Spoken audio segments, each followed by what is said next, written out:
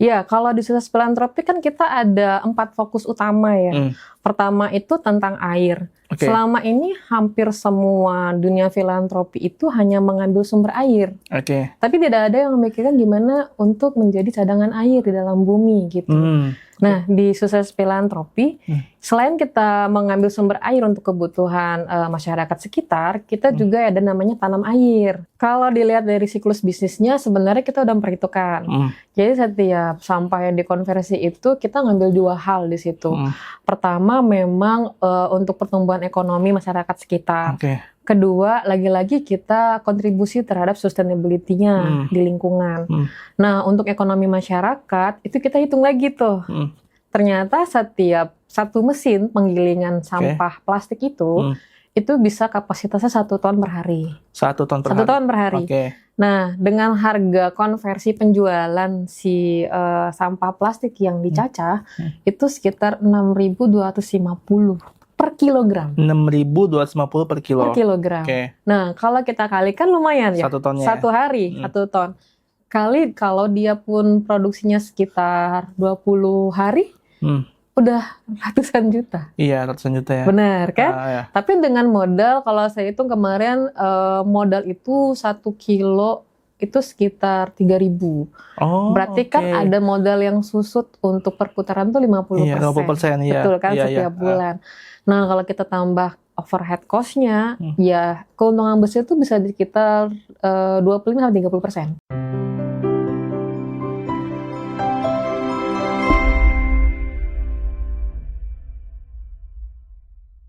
Assalamualaikum warahmatullahi wabarakatuh. Selamat datang kembali di podcast Wakaf Sukses. Kali ini kita akan berbincang terkait dengan fundraising. Karena kalau kita bicara soal wakaf, ya nggak akan jauh-jauh. Kalau kita nggak fundraising, ya kita nggak akan mendapatkan wakaf. Nah, kita akan bedah nih terkait dengan fundraising ini bersama dengan Mbak Ade dari Sukses Filantropi. Assalamualaikum Mbak Ade. Waalaikumsalam. Sehat Mbak? Alhamdulillah. Makasih banyak udah mau hadir di podcast kali ini. Kita akan bincang-bincang soal fundraising, tapi sebelum masuk ke topiknya, mungkin kita akan bahas tentang Sukses Filantropi itu sendiri. Nah, itu tuh apa dan kenapa itu kemudian dihadirkan? Oke, mungkin perkenalan dulu ya untuk Sukses Filantropi sendiri. Nah, saat membentuk Sukses Filantropi sendiri, memang kita pertama itu adalah analisis market dulu nih. Karena basic saya kan fundraising ya di dunia filantropi. Nah, dari situ kita lihat ternyata isu yang paling banyak tuh sekarang adalah climate change. Climate change, Berasa ya panasnya ya? Udah berapa hari nih gitu kan, hujan terus kagak ada hujan-hujan, panas gitu kan. Nah, ini yang menjadi isunya kita sebenarnya untuk membentuk Sukses Filantropi. Makanya visi kita itu yaitu lingkungan berkelanjutan.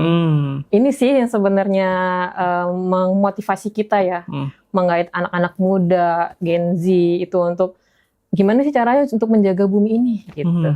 Dorongannya berarti dari isu climate itu Betul sekali. Sampai kemudian ini hanya ini aja difokuskan atau memang ada lagi yang lain? Nah, kalau untuk fokus memang kita di filantropi itu ya ada untuk isu sosial juga gitu ya. Kalau untuk bicara tentang climate change itu tidak bisa berdiri sendiri. Itu ada faktor ekonomi, ada faktor kesehatan, bahkan ada faktor infrastruktur juga gitu.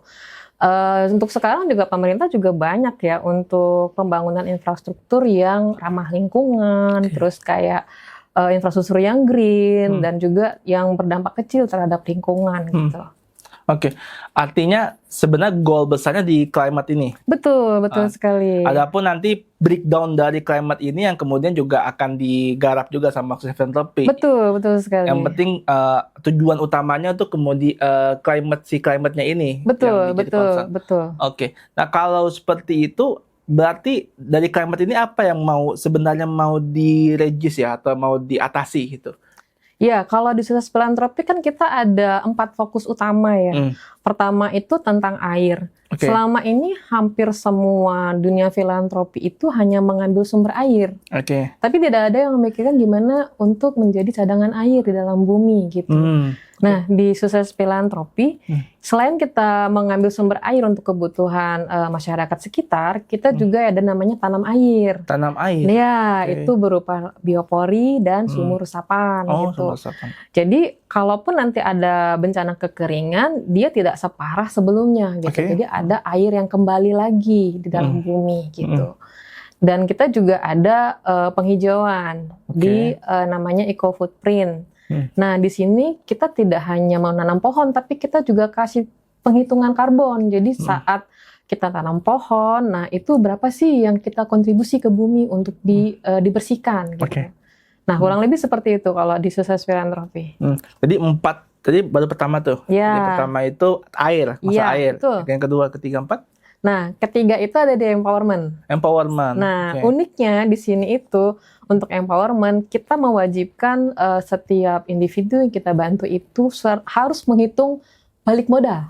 Mau BEP-nya? Ya, betul sekali. Jadi karena kita prinsipnya adalah berkelanjutan, harapan kita, jadi setiap modal yang kita kasih ke UMKM yang berbasis lingkungan, dalam salah satunya itu adalah bank sampah. Nah, itu kalau bisa balik lagi tuh modalnya. Yang mana nanti modal ini akan kita gulirkan kembali ke bank sampah yang lain. Gitu. Kayak piala bergilir ya? Betul, betul. Kalau di koperasi kan ada arisan bergilir tuh. Jadi ini siapa yang terima bulan depan siapa, gitu. Tapi tetap diperhitungkan gitu. Berapa modal yang akan kembali dan diputarkan gitu.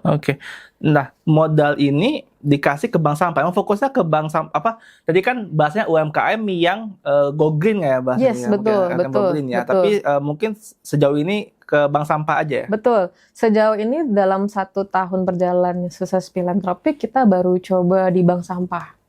Tapi next kemungkinan kita akan coba ke beberapa poktan. Dan mesinnya sudah ready, yaitu mesin pengubah bank sampah plastik itu menjadi biosolar ataupun bisa dibilang bahan diesel ya. Ya setara Pertadex. Nah itu kita masih belum luncurin, memang ada beberapa pertimbangan juga gitu. Selain resource juga itu butuh maintenance yang cukup besar juga untuk mesin ini gitu. Nah kalau kita bicara soal invest ya, kan kalau invest kan pasti ada hitung-hitungan soal tadi ya, balik modal kapan, ROI-nya berapa kan, dan sebagainya. Bank sampah ini saya nggak melihat sebagai sesuatu yang seksi ya secara pendapatan. Saya nggak tahu sih karena saya nggak mendalami itu kan. Tapi saya pengen tahu penilaiannya apa sampai kemudian masuk ke bank sampah. Apakah emang ada ROI yang cukup atau emang sekedar ya udah ini impactful, ini bank sampah itu yang paling impactful gitu. Kalau dilihat dari siklus bisnisnya sebenarnya kita udah memperhitungkan. Jadi setiap sampah yang dikonversi itu kita ngambil 2 hal di situ. Pertama memang untuk pertumbuhan ekonomi masyarakat sekitar. Kedua, lagi-lagi kita kontribusi terhadap sustainability-nya di lingkungan. Nah, untuk ekonomi masyarakat itu kita hitung lagi tuh. Ternyata setiap 1 mesin penggilingan sampah plastik itu bisa kapasitasnya 1 ton per hari. 1 ton per hari? 1 ton per hari. Nah, dengan harga konversi penjualan si sampah plastik yang dicacah, itu sekitar 6.250 per kilogram. 6.250 per kilo? Per kilogram. Nah, kalau kita kalikan lumayan ya. 1 tonnya 1 hari, 1 ton.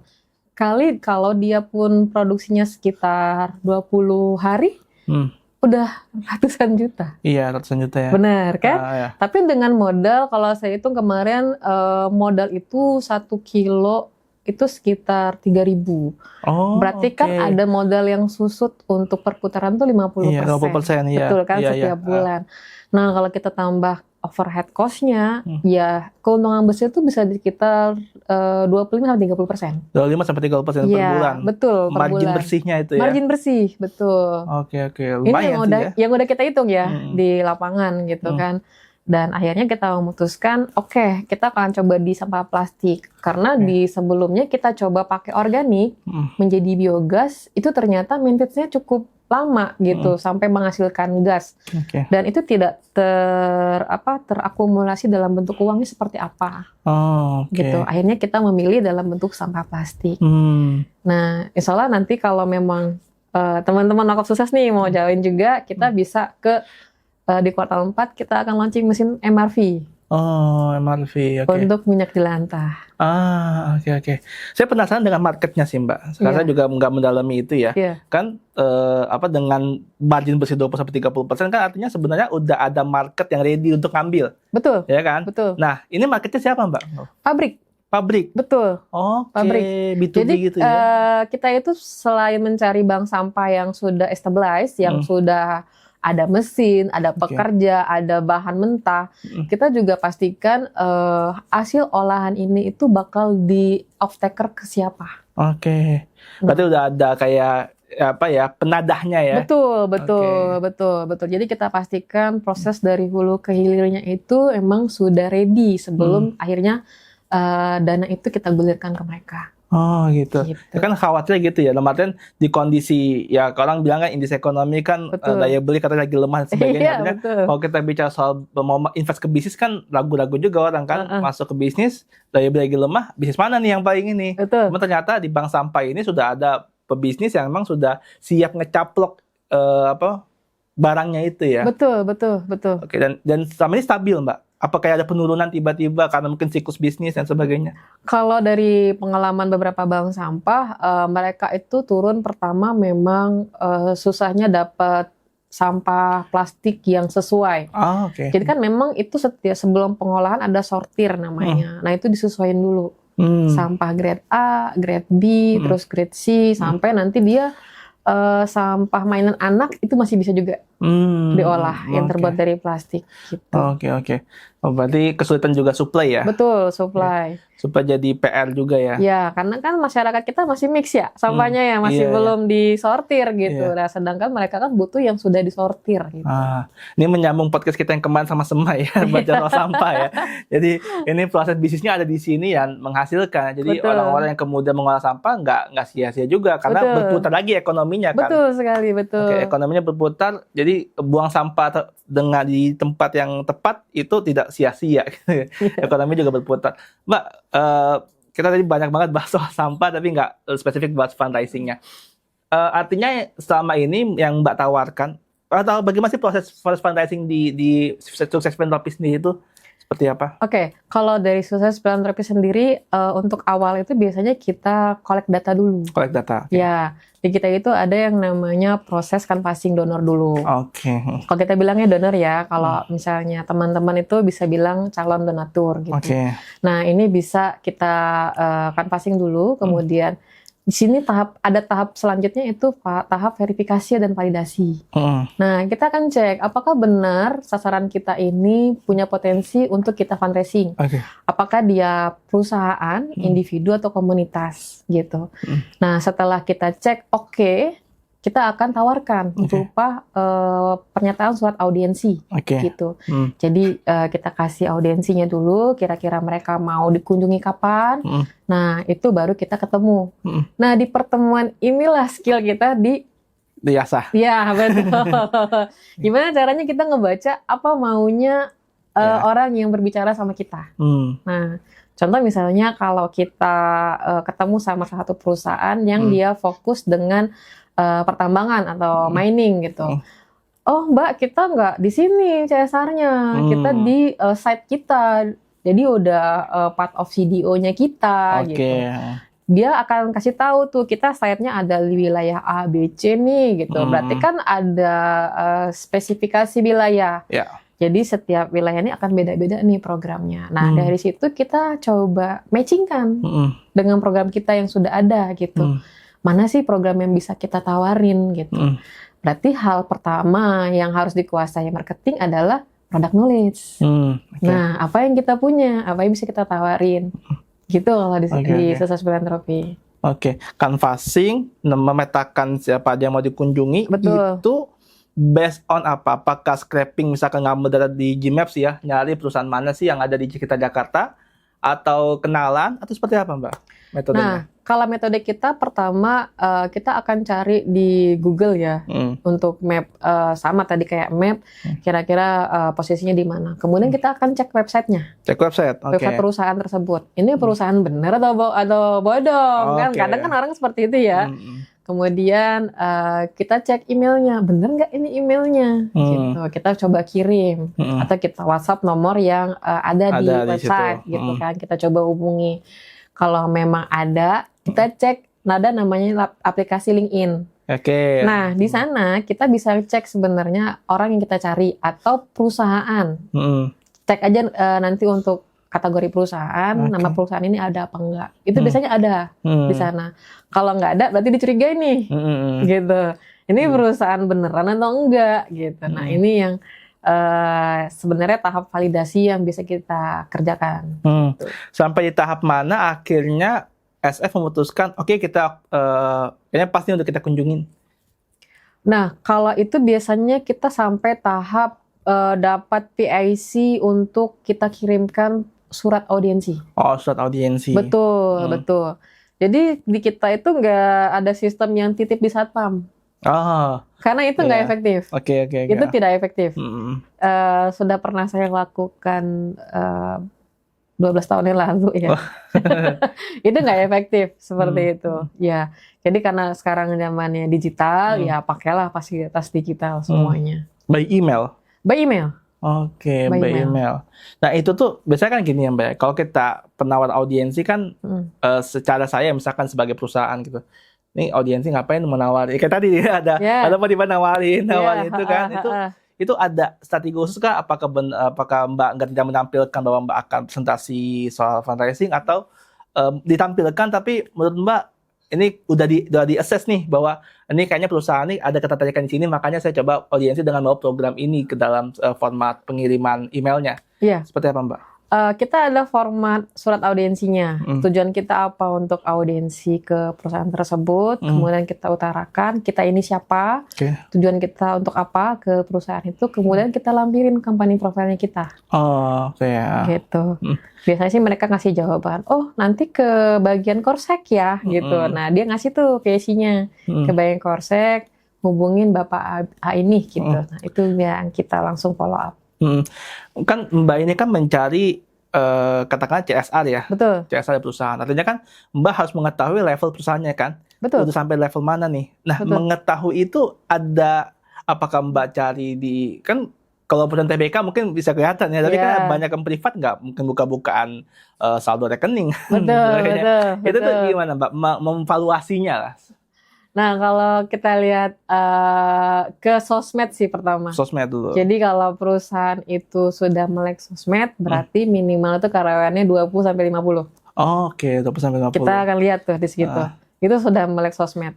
Gitu. Kalau misalnya dia sudah main di LinkedIn, itu berarti udah TBK. Oh gitu? Ya. Okay, almost itu sudah TBK kalau di LinkedIn. Satu lagi, kalau dia sudah mulai mengajukan proper ke KLH. Proper itu apa? Rate untuk buat yang penilaian, penilaian lingkungan. Oke. Jadi ada hitam, merah, biru, hijau, emas. Ke ESG ratingnya ya? Lebih ke proper sih. Oke. Itu kalau dia ngirim proper. Yes, betul. Jadi kalau saya simpulkan tadi, kalau sosmednya aktif, itu Mbak bisa valuasi ini udah 20-50 karyawan. Yang artinya ya pasti ada dana CSR itu ya. Kalau dari LinkedIn apalagi udah TBK ya. Kalau TBK kan lebih gampang aja mungkin cari tahunya ya. Betul. Nah berarti mengidentifikasi, memvaluasi awalnya dari sosmed dulu ya? Iya, sosmed. Betul.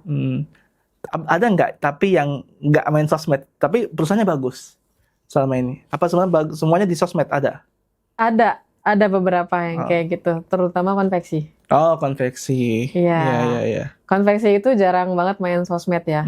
Kecuali ownernya yang senang main sosmed ya. Nah, ini yang ya kalau dibilang emang sangat jarang kalau konveksi ini. Dia cuma mainnya di website biasanya. Dan itu fokusnya jualan produk. Oke, jualan produk. Iya. Oke. Nah, itu beda lagi nanti strategi fundraisingnya. Oh, gitu. I see. Ya. Nah, saya main rasio Mbak. Dari berapa banyak yang cold calling atau yang sudah dihubungi, berapa yang berapa rasio yang akhirnya masuk ke audiensi, berapa lagi rasio yang akhirnya closing? Aduh, nah ini nih. Kalau dibilang histori ya, selama Sukses Filantropi berjalan hampir 2 tahun ini, kalau untuk corporate itu dari hampir 180-an corporate yang kita kirimkan surat audiensi, itu feedbacknya 10%. Feedback 18? Yes. Oke. Kurang lebih ya 10% lah. Oke. Untuk menyatakan bersedia dikunjungi. Gitu. Sudah dikunjungi, kita presentasi, berjalan itu setiap tahun, mungkin karena kemarin tahun pertama ya, kita hanya berhasil 4 perusahaan. 4 perusahaan? Ya, Oke. tahun pertama kemarin gitu. Di tahun kedua ini, di semester 1 sudah masuk 3 perusahaan. 3 perusahaan? Ya. Dengan database baru berarti? Apa database yang lama di follow up lagi? Ada yang baru, ada yang lama. Oh, ada yang baru, ada yang lama. Iya. Karena memang di tahun kedua ini kita lagi fokus naikin brandnya kita. Naikin brand. Iya. Oke. Brand equity-nya dinaikin dulu ya. Betul. Oke. Apa? Dengan cara mengaktifasi sosial media, memperbanyak program atau seperti apa? Lebih ke kita lebih tajam membuat agenda setting. Oh, agenda setting. Iya, agenda setting lembaga yang menggambarkan value-nya lembaga kita.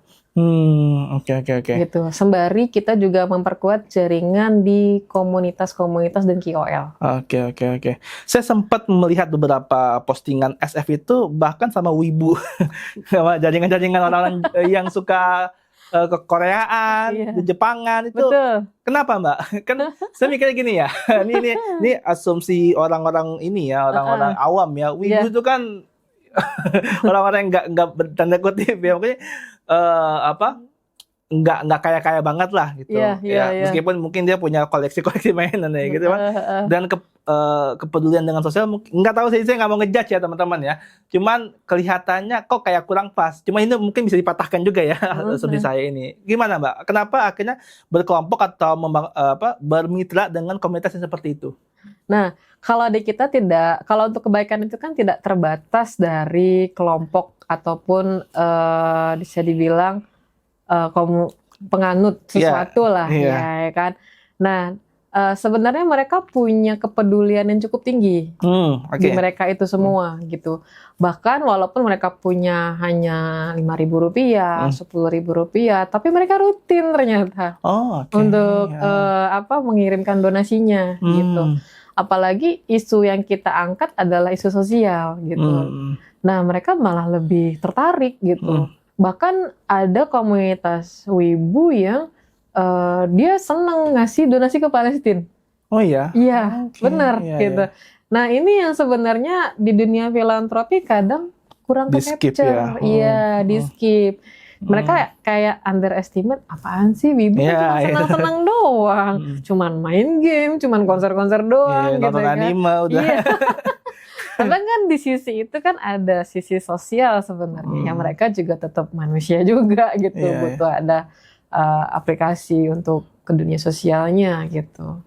Apa pendekatan yang dilakukan SF sampai kemudian mereka rutin gitu ya memberikan donasinya 5.000, 10.000, mungkin nggak banyak tapi kan kalau ini kuantitasnya banyak gitu kan, kalau ibu kan banyak banget ya komunitasnya betul. Kuantitasnya banyak, rutin itu kan bisa menggelembung ya, lumayan juga gitu. Itu apa pendekatan SF waktu itu? Kalau pertama itu kita coba ngobrol dulu mereka itu isunya apa sekarang gitu. Jadi waktu pertama itu kebetulan menjelang Ramadan kita angkat tentang ke anak-anak yang butuh paket buka puasa. Nah, ini lebih ke anak duafa gitu. Ternyata bagus sambutannya mereka gitu terkait ternyata mereka isu ke anak nih bagus gitu. Terus kita ajak mau nggak belanja bareng sama anak-anak yatim sama duafa. Nah, ternyata mereka juga mau gitu. Berarti kan hal-hal seperti ini mereka itu sungguh tertarik gitu kan. Ya nggak ada salahnya kita juga memfasilitasi itu gitu. Isu anak ya. Betul. Isu anak. Itu setelah udah ngobrol panjang ya sama mereka ya? Sama komunitas mereka. Isu anak tuh apakah kayak anak yatim, anak duafa gitu-gitu ya? Iya. Beberapa kali ada anak kanker. Anak kanker? Iya. Jadi kita datang ke rumah singgah kanker yang ada dekat RS Darmais. Mereka malah tertarik juga ke situ gitu. Berarti udah berapa banyak Mbak dari komunitas itu yang termitrakan? Maksudnya udah menjadi kerjasama dengan SF? Lumayan ya. Lebih dari 10. Lumayan itu. Iya. Oke. Nah, bagaimana memaintainnya, Pak? Kan ke jaring. Nah, maintenance-nya gimana, Mbak? Kalau maintenance biasanya setiap eksekusi program kita akan tawarkan kakak mau ikut nggak untuk oke. penyaluran program? Jadi relawan gitu ya? Betul, jadi relawan volunteer. Dan dia pakai dress code-nya kita gitu. Oh, nggak SF. pakai ini cosplay? Enggak. Enggak. Jadi Oke. mereka juga merasakan vibes-nya seperti apa sih di lapangan, dan mereka bercerita di komunitasnya, oh kemarin ketemu sama Sukses Filantropis, saya diajakin begini. Nah, itu yang ngebuat maintenance itu tetap berjalan. Dan memang setiap habis eksekusi program, pastinya kita kasih laporan. Itu yang mereka suka sebenarnya. Oke. Laporan itu bukan hanya sekedar laporan di kertas, foto, tapi kita kasih video di situ. Bahkan kita minta volunteer yang turun untuk kasih testimoni dari kegiatan ini. Nah, itu yang sebenarnya ngebuat mereka, oh ini terpercaya nih lembaganya, bisa nih ke sini gitu. I see. Ini nih apa ya bahasanya tuh kayak unsecret, nggak unsecret. Jadi emang sesuatu yang tidak terlihat, tapi sebenarnya kalau dilihat tuh potensinya besar. Betul. yang banyak banget terskip ya, karena mungkin stigma yang akhirnya membuat kita ngapain sih kayak gitu. Cuman luar biasa Sukses Filantropis bisa menggait itu. Mbak, tadi udah bicara soal kemitraan, kolaborasi dan sebagainya. Kalau kita balik ya soal fundraising tadi, kira-kira dari yang udah deal ini, isu apa yang paling banyak diminati oleh mitra-mitra ini, perusahaan-perusahaan untuk bisa menyalurkan CSR-nya? Kalau sejauh ini sih kebanyakan isu lingkungan ya. Isu lingkungan. Dan hampir semua itu tanam pohon. Nanam pohon. Iya, hampir semua nanam pohon. Mungkin karena ada isu ini ya, kredit karbon kali ya, di perusahaan-perusahaan yang memang harus mengejar angka kredit karbon setiap tahun itu berapa gitu. I see. Dan di kita ya kita bantu untuk hitung sebenarnya. Jadi setiap pohon yang ditanam kita bantu konversi dalam bentuk hitungan. Oke. Berarti nggak cuma sekedar nerima aja. Betul. Ini berapa butuhnya, tapi secara analisa kebutuhan perusahaan juga dibantu sama SF ya. Betul. Bahkan kita kasih laporannya 1 tahun. Setahun. 1 tahun setelah penanaman itu masih tetap kita report untuk kalkulasi karbonnya. Betul.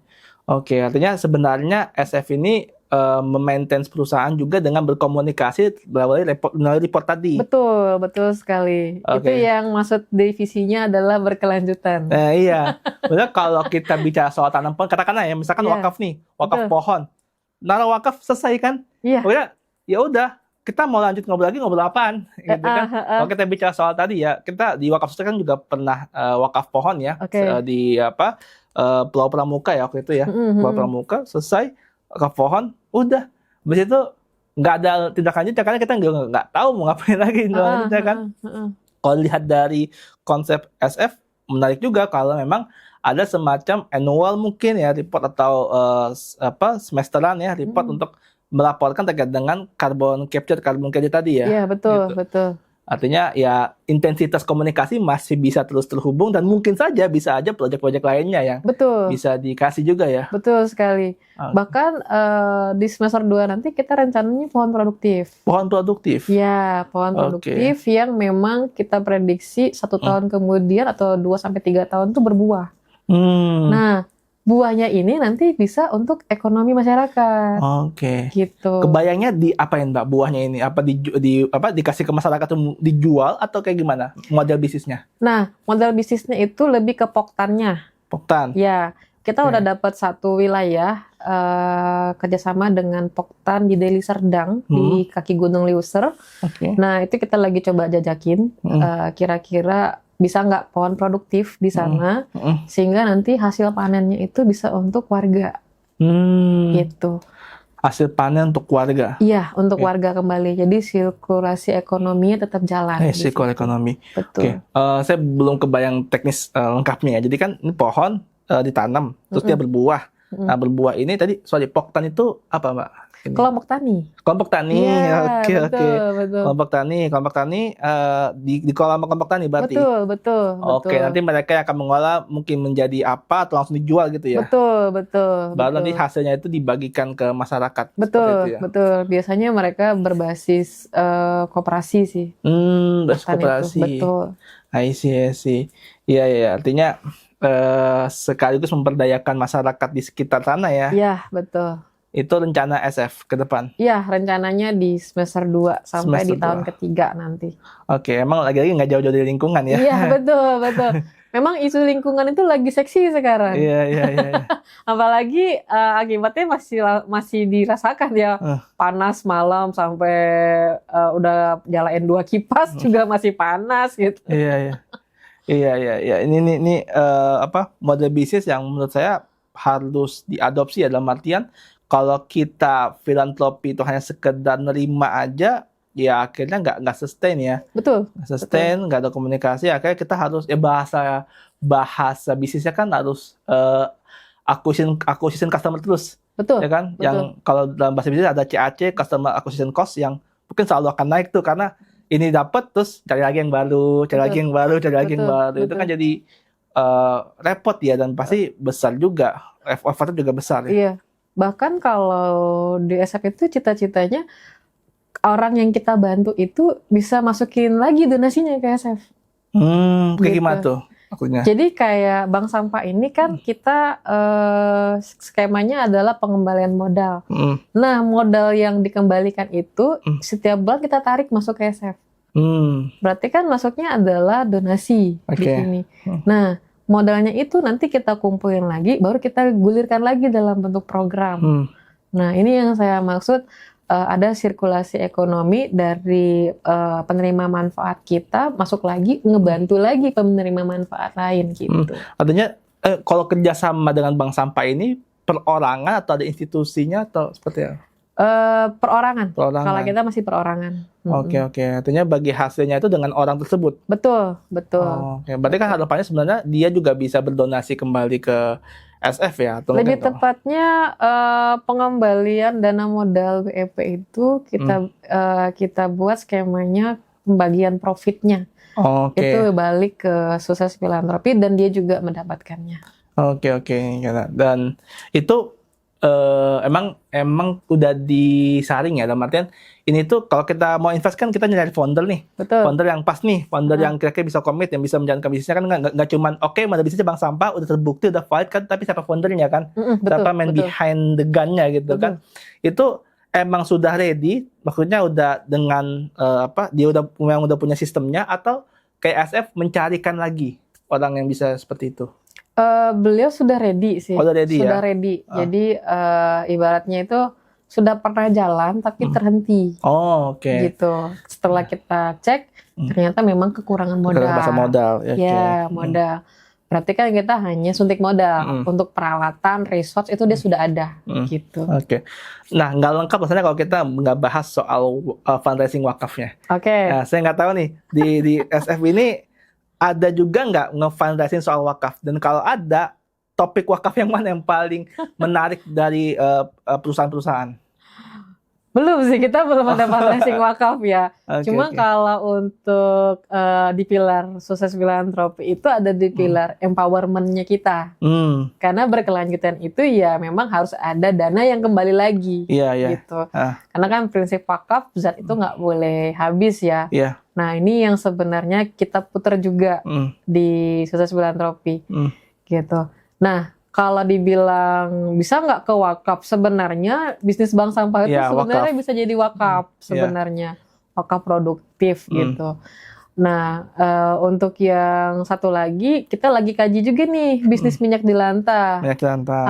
Dengan mesin MRV yang akan kita launching gitu. Nah, apakah nanti memang ini bisa menjadi skema wakaf yang bagus gitu, atau memang skemanya adalah cuma investasi gitu? Iya. Jadi bank sampah dengan ada kewajiban pengembalian modal kan emang konsep wakaf banget ya? Iya, betul. Iya. Artinya meskipun memang tidak dideklar sebagai sebuah program wakaf, tapi skemanya sebenarnya substansinya udah wakaf banget Betul. ya. Tapi artinya secara realita untuk bicara soal narasi atau nomenklatur program wakaf itu memang belum ada ya. Belum.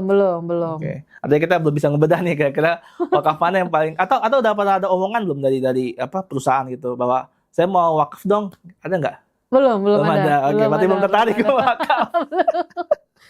Memang nggak semua perusahaan tertarik untuk mewakafkan. Banyaknya itu dananya hibah. Iya. Kalau di CSR tuh kebanyakan hibah atau hibah. Pinjaman bergulir. Ada satu perusahaan BUMN yang nawarin kita kemarin. Oke. Gimana caranya pinjaman bergulir ini masuk ke UMKM, tapi dia sebagai perusahaan itu ngejamin bahwasannya UMKM ini akan mengembalikan. Oke. Nah itu seperti itu kan. Nah kita juga masih memikir ini gimana syariatnya, kemudian gimana pelaporannya. Ini kita masih berpikir juga ini kita ambil apa enggak gitu. Karena bahasa pinjaman kan. Iya, bahasanya adalah pinjaman ya, walaupun tidak ada bunga ya pinjamannya. Cuman kan bahasa pinjaman itu mungkin agak memberatkan UMKM gitu. Iya, oke. Mbak, tadi kita banyak ngobrol ya soal fundraising, soal tadi skema bisnis yang tadi udah Mbak Adesa jelaskan. Kira-kira kalau selama perjalanan SF ini tantangan paling berat itu apa, Mbak? Tantangan paling berat? Pertama adalah Sukses Filantropi ini kan lembaga baru. Iya. Ya, otomatis belum banyak yang kenal. Nah, ini PR banget nih. Kita naikin brand, memperkenalkan diri. Kita itu siapa, fokus kita di mana, gitu. Ya walaupun yang kita datangin itu udah kenal personalnya kita, gitu. Tapi ya lagi-lagi tantangan itu adalah brand lembaganya kita. Ini sih tantangan pertamanya kita. Besarnya itu ya. Betul. Oke. Ada lagi Mbak tantangan lainnya apa misalkan penolakan? Penolakan udah biasa itu. Kalau penolakan ya tadi dibilang udah biasa sih sebenarnya. Cuman ya lagi-lagi memang brand itu emang penting sih. Terus karena kita lembaga baru, nah itu masih dipertanyakan gitu. Karena kan banyak lembaga baru yang tumbuh ada, tapi kan belum tentu tervalidasi akuntabilitasnya gitu. Iya ya. Artinya kalau buat lembaga baru apa yang harus dilakukan? Apakah bangun portofolio dulu dengan dana pribadi? Kalau bahasa startup itu bootstrap ya. Pakai uang pribadi dulu buat jalin program baru nanti tawarin atau gimana, Mbak? Kalau tahun pertama kemarin kita ngebangun portofolio. Bangun portofolio, ngebangun sistem di dalam, sistem tim, kemudian ngebangun tools. Ya alhamdulillah masih bisa menghasilkan ya fundraisingnya. Ya, terus ngebangun sosial media. Jadi di semester 2 tahun lalu itu kita udah persiapan untuk nge-brand sosial media kita gitu. Makanya kalau bisa dicek Sukses Filantropi itu udah mulai bagus sosial medianya di kuartal 4 tahun lalu. Oke. Itu sudah mulai bagus. Sudah mulai tertata sampai sekarang. Gitu. I see. Mbak, terakhir, kira-kira closing statement, apa yang mau Mbak sampaikan buat orang-orang yang mau coba fundraising nih, cuma ngerasa sulit banget ya, susah banget dapat duit ya. Susah gitu loh, stres atau gimana gitu kan.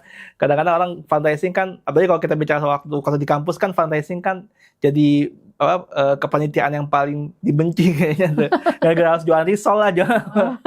Masuk ke dunia realita kehidupan di filantropi itu apa pesan yang mau disampaikan, Mbak? Jangan pernah menyerah. Hanya itu saja. Jadi fundraising jangan pernah menyerah. Iya, gas terus aja ya. Gas saja. Saya pernah dapat bahasanya tuh kayak pembelajaran ya dari orang-orang sales, baik itu di asuransi, dari MLM, kayak saya pernah di keduanya. Itu penolakan adalah hal pasti ya. Kalau katanya sih ada teori, kalau belum 200 penolakan itu berarti belum mencoba. Minimal 200 penolakan dulu. Karena kalau 200 penolakan udah pasti ada aja satu pasti yang closing. Iya. Karena seperti itu. Makasih banyak Mbak Ade atas waktunya. Sama-sama. Makasih atas sharingnya. Itu semua teman-teman semua terkait dengan fundraising. Semoga bermanfaat. See you next podcast. Bye-bye. Wassalamualaikum warahmatullahi wabarakatuh. Waalaikumsalam warahmatullahi wabarakatuh.